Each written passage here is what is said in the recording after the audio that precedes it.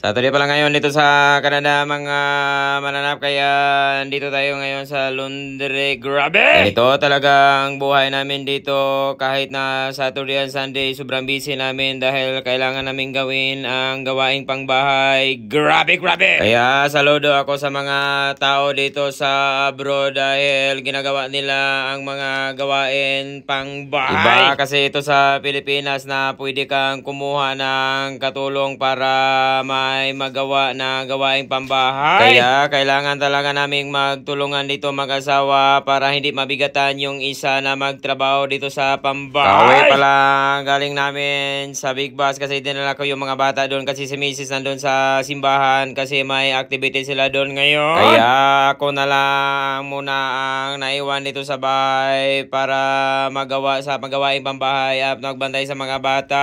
Joke lang bitaw, nandito pala si Duna, kapatid ni Mrs. para magbantay din sa mga bata. Kaya akala nyo na pag Sabado at saka Linggo nandun kami palagi sa mall para mag-shopping, pero hindi nyo alam na yung gawain namin dito ay sobrang busy dahil sa gawaing pambahay. Grabe, grabe!